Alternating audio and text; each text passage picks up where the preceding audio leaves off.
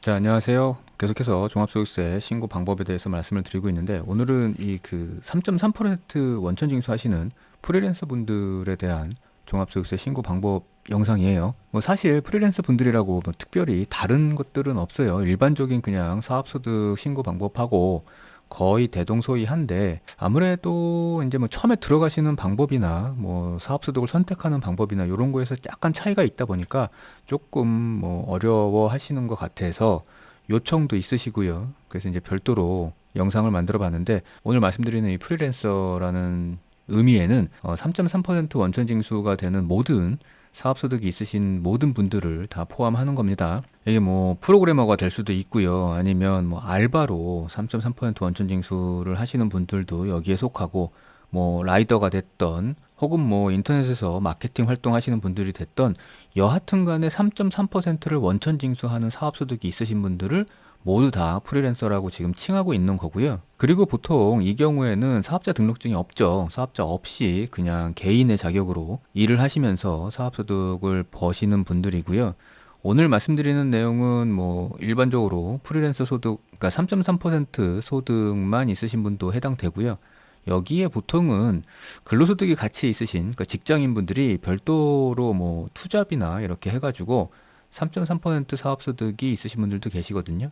그러니까 그런 경우도 해당이 되고요.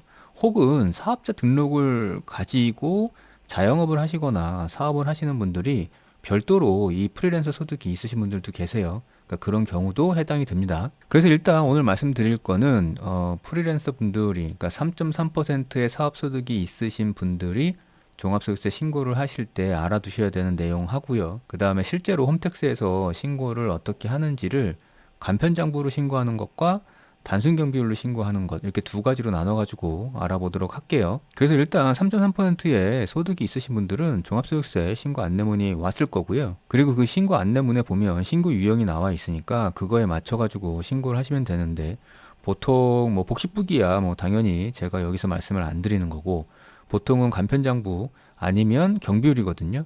근데 경비율도 보통 단순 경비율을 많이 사용하시고, 기준 경비율 대상자 같은 경우에는 이 기준 경비율 자체가 낮기 때문에 보통은 간편장부로 신고를 많이 하시죠.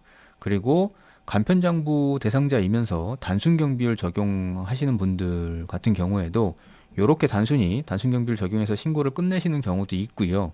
아니면 비용이 많거나 그러면 간편장부를 작성해서 비용을 인정받으시는 경우도 있으니까, 오늘 말씀드리는 건 먼저 간편장부 신고하는 방법을 말씀드리고, 그 다음에 단순 경비율로 신고하는 방법도 간단하게 말씀을 드려볼게요. 그러기 전에 몇 가지 프리랜서 분들이 아셔야 되는 것들이 있어요. 일단 종합소득세 신고하는 거에 있어서 단순 경비율 신고 대상자 중에서 이 모두 체험 신고 제공이 되시는 분들이 있거든요. 그래서 굉장히 편리하기는 한데, 제가 몇 번 다른 영상에서도 말씀드렸다시피 모두 체험 신고를 다 100% 믿으시면 안 되고요.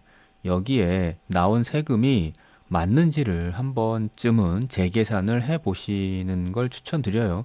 그렇게 해서 세금이 줄어드는 경우들이 꽤 있기 때문에 그런 말씀을 드리는 거고요. 그 다음에 종합소득세 신고하실 때는 이 3.3% 사업소득 같은 경우에는 이 원천징수가 꼭 있습니다.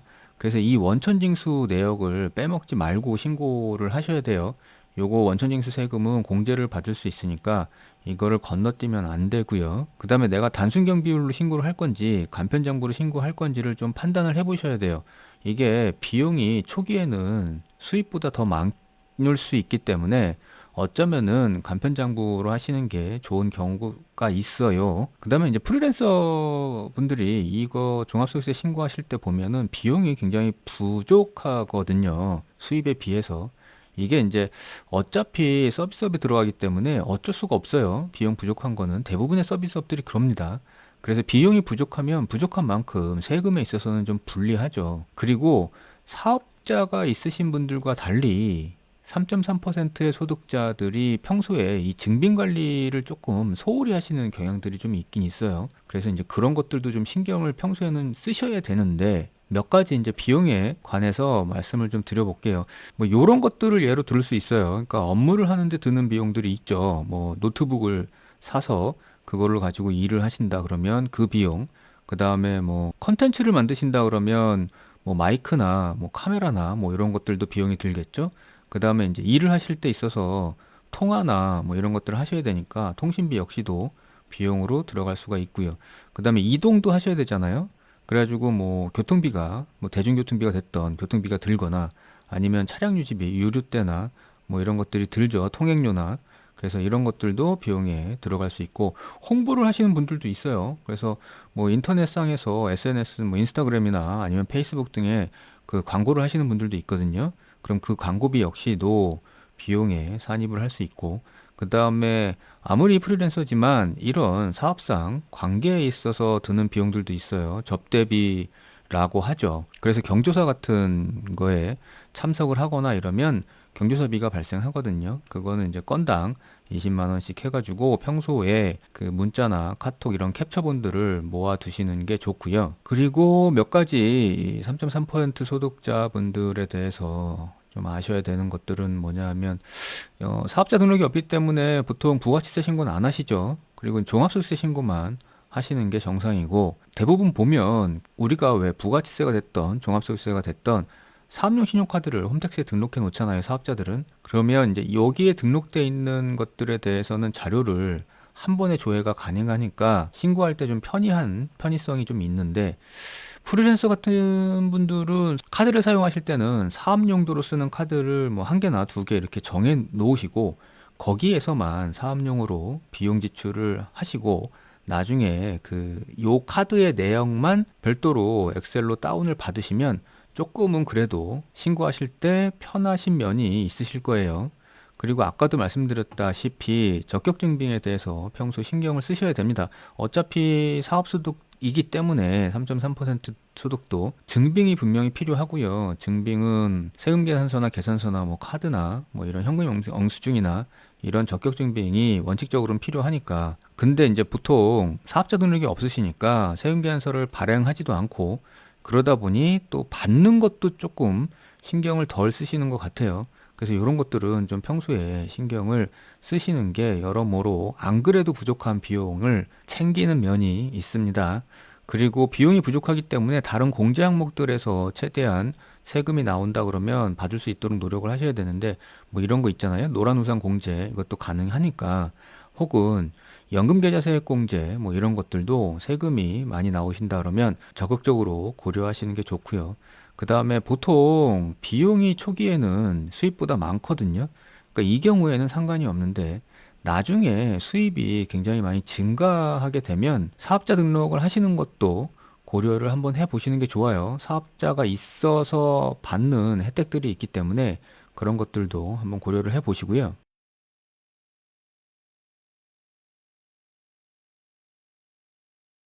자, 이제 본격적으로 홈택스에서 3.3% 사업소득이 있으신 분들이 종합소득세 신고하는 방법인데 일단 이렇게 나눌게요. 간편장부로 신고하는 방법하고요. 그 다음에 단순 경비율로 혹은 모두 채용으로 신고하는 방법으로 나눠서 볼 건데 일단 먼저 여기 그 종합소득세 신고 메인 화면이거든요. 그래서 여기에 보시면 신고도움 서비스가 있고요. 그러니까 여기로 들어가 보시면 요 정도는 알고 계셔야 돼요. 신고 안내자료에 보시면 내 수익 금액이 얼마로 지금 잡혀져 있는지 정도는 알고 신고서를 시작하도록 하겠습니다. 첫 번째는 일단 간편장부 신고 방법부터 말씀을 드려볼게요. 여기는 간편장부는 일단 일반 신고에 정기 신고로 들어가셔가지고 신고를 하셔야 되고요. 항상 기본정보 입력이 첫 화면에 나오죠. 그리고 간편장부는 일단 간편장부가 작성이 돼 있다는 가정을 하고 지금 말씀을 드리는 거예요. 그래서 간편장부는 미리 작성을 하신 다음에 여기 신고서 화면에서 신고서 작성을 하셔야 됩니다. 제일 먼저는 여기 주민등록번호 조회를 누르셔가지고 내 사업소득부터 불러오셔야 되는데 여기를 누르시면 이렇게 떠 있어요. 지금은 부동산 임대업 외의 사업소득이죠. 그리고 근로소득이 있다고 지금 가정을 하고 가는 거니까 근로소득이 있으면서 이 프리랜서 소득이 있으신 분들은 이대로 진행을 하시면 되고요. 근로소득이 없고 그냥 3.3% 소득만 있으시다 그러면 근로소득 부분은 그냥 무시하시면 됩니다. 나머지만 보시면 돼요. 그래서 이 화면에서 근로소득이 있으시면 이렇게 두 가지를 선택하시면 되고요. 그 아래 보시면 사업소득에 대한 명세가 나와요. 그래서 여기에 체크를 하시고 적용하기를 눌러서 밖으로 나오면 요 밑에 이렇게 그 아까 봤던 사업소득 명세가 떠 있거든요. 근데 이제 요대로 진행을 하면 안 되는 게 지금 우리는 간편장부로 시작을 하는 거니까 이 위에서 신고 유형이 간편장부여야 되고요. 그래서 이거를 변경을 해줘야 되니 여기에 체크를 각각 체크를 하시고 그 다음에 여기 선택 내용 수정을 누르셔가지고 요런 문답이 있어요. 여기 문답에서 간편장부 대상자 그 다음에 간편장부 그리고 얘를 선택을 하고 나오시면 요렇게 신고 유형이 20번이 뜨고요. 위에 보시면 간편장부 대상자이면서 신고는 간편장부로 한다는 게 여기 이렇게 떠 있거든요.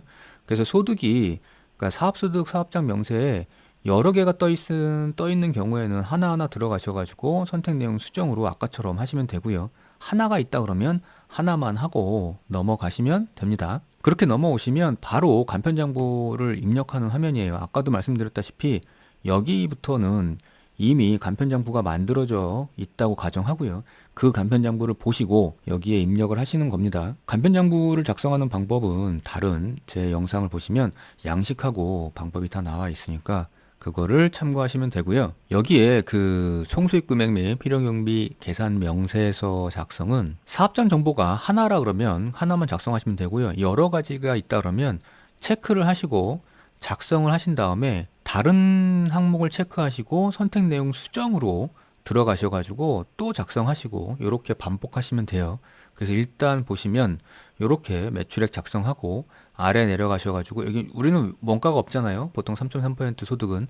그래서 일반 관리비 쪽에서 이렇게 비용들을 작성하신 다음에 등록을 하고 그리고 위로 올라와 보시면 이렇게 필요 경비까지 입력이 돼 있죠. 자, 이렇게 돼 있는 상태에서 다음 사업장 정보를 입력을 한다 그러면 여기에 체크를 하시고 선택 내용 수정을 하시면 이 밑에 초기화가 되니까 다시 또 이 밑에서 입력을 이렇게 하시면서 반복을 하시면 됩니다. 그렇게 다 마치시고 나서 다음 화면으로 이동을 하시면 소득금액 계산서예요.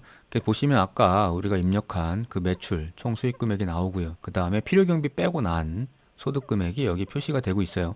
그러니까 뭐 여기에는 이제 수익 금액에서 별도로 조정하거나 필요 경비에서 조정해야 될 사항들인데 뭐 그런 것들은 대부분 없으시니까 일단 넘어가도록 할게요. 자, 그러고 나면은 이제 사업소득 명세서 및 원천징수세액인데 여기에서 분명히 3.3%의 원천징수세액이 있을 거거든요. 따라서 원천징수세액 불러오기를 반드시 하셔가지고 여기에 이렇게 원천징수된 그 소득세 세금을 띄워 놓고 넘어가셔야 됩니다. 그래서 여기 불러오기로 들어가셔가지고 적용을 해서 여기에 불러와 놓고 넘어가시면 돼요. 그 다음에 이제 근로소득이 있는 경우에는 여기서 근로소득 불러오기로 불러오시면 되고요. 근로소득이 없으신 분들은 이 화면을 그냥 넘어가시면 됩니다. 이렇게 되면 이제 종합소득 금액이 결정이 돼요. 그래서 여기 보시면 지금 3.3% 사업소득 금액이 700만 원이었고요. 그 다음에 이제 근로소득이 있는 경우에는 근로소득 금액이 여기에 표시가 될 거고 근로소득이 없는 경우에는 여기가 이제 0원이 되겠죠. 그리고 나서 이제 사업소득에 대한 2월 결승금, 결소금 명세서니까 그 부분은 일단 생략을 하고 넘어가면 결승금 소득공제인데 요거는 아마 해당되시는 분들이 없으실 거고요. 그 다음에는 소득공제 명세서예요. 그러니까 여기서부터는 일반적인 신고하고 똑같아요. 그래서 가장 먼저 나오는 게 일단 인적공제죠. 자, 이게 공제는 소득공제를 먼저 여기서 입력을 하고 그 다음에 우리 세액공제 이렇게 입력을 하게 되잖아요. 그래서 일단 먼저 소득공제에서 인적공제는 여기에 본인은 떠 있고요. 그 다음에 전년도 인적공제 불러오기로 그냥 전년도와 똑같다 그러면 불러오시면 되고요. 아니면 여기 추가 입력으로 해당되시는 분들을 하나씩 입력을 하시면 됩니다. 근데 혹시 근로소득이 있으셨던 분들, 그래서 연말정산을 지난 2월 달에 하셨던 분들은 이런 화면이 뜰 거예요. 그래서 근로소득에 대한 연말정산을 할 때 소득공제나 세액공제 항목들을 입력을 했을 테니까 그게 있다 그러면 거기서 불러오겠습니다 라는 거니까 여기 공제 선택 여기 체크하시고 적용하기를 누르시면 연말정산에서 입력했던 그 공제 항목들을 그대로 끌고 들어옵니다. 그래서 그것도 한번 검토하면서 하나하나씩 좀 하시면 돼요. 그래서 이제 인적공제까지 다 하고 나면 국민연금 보험료는 떠 있는데 안 떠 있다 그러면 국민연금 보험료 불러오기는 아까 신고도움 서비스에서 보고서 입력을 하시면 되고요. 그 다음에 요 특별공제 보험료는 건강보험료나 고용보험료 이렇게 되니까 그거는 연말정산 간소화 불러오기 들어가셔가지고 입력을 거기서 하시면 되고요. 이렇게 회색으로 돼 있는 거는 이렇게 들어가서 가지고 입력을 하셔야 돼요. 그 다음에 뭐 해당되는 게 있다 그러면 입력을 하는데 대부분 해당되시는 게 없으실 것 같고요. 아래로 내려오시면 조세특례제한법상의 소득공제가 있어요. 그래서 이제 해당되는 것들은 도움말을 보시고 입력을 하시면 되는데, 그렇게 해당되시는 게 신용카, 그러니까 근로소득이 있는 경우 신용카드 사용액에 대한 소득공제가 있으니까 요거는 연말정산간서 불러오기 들어가셔가지고 입력을 하시면 됩니다. 조회해서. 근데 이게 근로소득이 있는 경우는 여기가 활성화가 돼 있는데요. 근로소득이 없으신 분들, 그러니까 3.3% 사업소득만 있으신 분들은 여기가 비활성화 돼 있으니까 그거는 나는 왜 비활성화 돼 있지 이런 생각 안 하셔도 돼요. 근로소득이 없는 경우는 비활성화 되는 게 맞습니다. 자, 여기까지 하시면 소득공제는 이제 다 돼요. 그리고 저장 후 다음 이동 넘어가시면 기부금 내역을 입력하는 건데, 기부금이 만약 있다 그러면 여기에 입력을 하시면 됩니다. 취소를 누르시고. 그리고 하나 아셔야 되는 건 여기에 보시면 기부금 조정 명세서 있어요. 요것도 꼭 작성을 해 주셔야 됩니다. 기부금이 있는 경우. 그리고 만약 기부금을 필요경비에 넣으시는 분들은 그 필요경비에 기부금을 넣을 때 한도 금액이 나오거든요. 그러니까 그 한도 계산하는 문제는 제 다른 영상 중에 간편장부 신고 영상에서 말씀을 드렸으니까 그 영상을 조금 참조를 하시면 되고요. 근데 기부금 같은 경우에는 어쨌든 간에 조금 공부를 좀 하시고 넣으셔야 돼요. 여기 조금 복잡한 면이 있습니다. 그 다음에 이제 세액감면 신청서 뭐 이런 건데요. 해당되시는 분들이 거의 없으실 것 같고, 세액공제 신청서도 마찬가지. 그 다음에는 이제 우리가 소위 얘기하는 세액공제 명세서예요. 여기에는 근로소득이 있으신 분들은 여기 중소기업 취업자 소득세 감면 정도 해당되실 거고요. 나머지는 해당되시는 게 거의 없으실 거예요. 그리고 내려오면 일단 자녀세액 기본공제부터 들어가죠. 여기는 인적공제 아까 입력을 자녀분들을 하셨다 그러면 여기 자동으로 들어와 있을 거고요. 그 다음에 아래 보면은 연금계좌 세액공제, 뭐 보장성 보험료, 의료비, 교육비 뭐 이런 거가 나오는데, 여기 지금 근로소득이 있는 경우에는 근로소득자가 받을 수 있는 이런 거 있잖아요. 보험료, 의료비, 교육비 등등. 그래서 그런 것들이 활성화가 될 거고요. 근로소득이 없이 사업소득만 있으신 분들은 이게 활성화가 안 될 겁니다. 연금계좌 세액공제는 활성화돼 있을 거고. 그래서 이제 해당되시는 것들을 입력하시는데, 연금계좌 세액공제 같은 경우에는 가능한 한 가장 나중에 세금이 나온다 그러면 그때 입력을 하시는 걸 추천드려요. 여기서 세액공제를 받아버리면 나중에 연금 받으시거나 해지하실 때 세금을 내야 되니까 굳이 다른 항목으로도 세금이 공제가 다 가능하다 그러면 굳이 여기에 연금계좌 세액공제를 먼저 적용하실 필요는 없어요. 그 다음에 내려오시다 보면 표준세액공제도 알고 가셔야 되겠죠. 여기는 지금 13만 원 이렇게 입력이 되어 있는데, 표준세액공제는 여기 도움말 한번 보시면요, 이렇게 돼 있어요. 일단 근로소득이 있는 거주자는 표준세액공제가 13만 원이고요. 여기 밑에 보시면 근로소득이 없는 종합소득이 있는 사람은 연간 7만 원이에요. 그래서 근로소득이 있으시다 그러면 여기에 13만 원이 들어가는 거고, 없으시다 그러면 7만 원만 들어가시면 됩니다. 근데 여기에 표준세액 공제는 요 특별소득 공제, 특별세액 공제, 월세세액 공제를 합한 금액이 13만 원보다 높다 그러면 여기를 공제하시면 되고요. 표준세액 공제는 0원으로 하시고, 아니면 이게 더 작다 그러면 표준세액 공제 13만 원을 적용하고 여기 세 가지들을 다 0원으로 만드시면 됩니다. 특별소득 공제에 들어가시는 게 이런 거예요. 건강보험료 등 주택임차 차입금, 원리금 상환액, 장기주택 저당 차입금 이자 상환액, 그 다음에 2월분 기부금, 요거예요. 다른 것들은 여기에 들어가지 않습니다. 그 다음에 뭐 특별세액 공제도 이런 것들이 나오니까 한번 읽어보시고요. 자, 그런 식으로 적용을 다 하셨으면 이제 세액공제까지 끝났어요. 밑에 전자신고에 대한 세액공제 2만 원은 일단 디폴트로 들어가 있는 거고, 뭐 이 중에 월세 세액공제에 해당되신다 그러면 입력을 하시면 됩니다. 그리고 나서 준비금은 해당이 없으실 거고요. 저장 후 다음 이동으로 넘어가면 요런 안내 멘트가 뜨는 경우가 있어요. 그러니까 좀 전에 말씀드렸던 표준세액 공제보다 특별소득 공제를 받는 것이 유리하다고 지금 판단을 한 거죠. 이 시스템이 내 특별소득 공제가 어떤 것들이 있는지를 알고, 따라서 이렇게 친절하게 어느 게 유리하다고 알려주면 그거대로 적용을 하시는 게 좋아요. 그래서 아까 말씀드렸던 특별소득 공제가 더 유리하다고 하니까 표준세액 공제는 0원으로 입력하고, 그 다음에 특별세액 소득 공제 쪽을 입력해가지고 공제를 받으시는 게 현 상황에서는 유리한 거죠.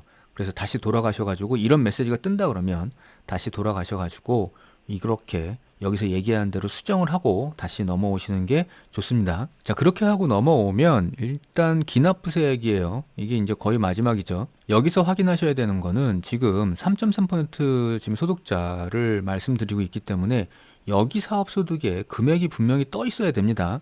3.3% 원천징수한 금액이 여기에 지금 0원으로 돼 있다 그러면 다시 앞으로 돌아가셔가지고 사업소득 원천징수세액 불러오기로 해가지고 거기서 다시 불러오셔야 돼요. 그 다음에 근로소득이 있으셨다 그러면 근로소득에 대해서도 여기에 떠 있을 거예요. 이렇게 원천징수세액 확인하시고 저장 후 다음 위로 넘어가면 마지막에 가산세인데 가산세는 일단 해당되는 게 현재는 없으니까 넘어갈게요. 자, 이렇게 하면은 이제 세액 계산하는 건 끝나요. 그래서 종합소득세가 얼마인지 확인하시고요. 여기에 만약에 마이너스가 떴다 그러면 그건 환급이니까 이 밑에 환급 계좌가 뜰 거거든요. 그럼 여기에다가 환급 계좌를 입력하시고 신고를 하시면 되고요. 그 다음에 어떻게 지금 세액 계산이 된 건지를 보시고 싶으시면 여기 펼치기를 누르셔가지고 이렇게 계산 내역이 나오니까 그걸 보시고 확인을 한번 해 보시면 됩니다. 그리고 나서 이제 이상이 없다 그러면 제출하기 하시면 돼요. 자, 두 번째 간편장부가 아니라 단순 경비율로 신고하시는 분들, 여기에 이제 모두 체험 방식도 포함이 되죠. 이 경우에는 여기 단순 경비율 신고 메뉴가 있어요. 거기에서 정기 신고로 들어가시면 되고요. 여기로 들어가셔가지고 주민등록번호 조회를 누르시면 아래에 이렇게 모두 체험 신고서가 뜨시는 분들이 있거든요. 그래서 모두 체험 신고서를 보시고 그게 그냥 신고를 해도 아무 상관이 없다 그러시면 그냥 여기서 제출하기로 넘어가시면 되고요. 혹시 여기에 대해서 수정을 해야 되겠다고 생각이 드시면 아래에 신고서 수정하기로 일반 단순 경비율 신고 화면으로 넘어가시면 됩니다. 그래서 모두 체험 신고는 그렇게 넘어가시면 되고요. 일반적인 단순 경비율 신고는 여기 정기 신고로 들어가셔가지고 이 화면부터 시작을 하시면 돼요. 그래서 이제 시작이 여기 주민번호 조회를 누르는 것부터 시작되고요. 그 다음에는 이제 수익금액 명세가 불러오게 되는데 그거는 이제 자동으로 불러와요. 그 이후부터는 일반적인 단순 경비율 신고하고 동일해요. 따라서 제 영상 중에 단순 경비율 신고 방법이 있거든요. 그러니까 그거의 후반부를 보시면 똑같아요. 여기 지금 내용이 지금 길어지니까 시간상 그 부분은 생략을 할게요. 그리고 종합소득세 신고는 여기서 종합소득세 신고를 하고 나면 끝나는 게 아니라 납부가 만약에 있다 그러면 반드시 납부도 하셔야 되고요. 그 다음에 또 하나 지방소득세 신고도 놓치지 않고 꼭 하셔야 됩니다. 그 부분도 꼭 기억을 하시고요.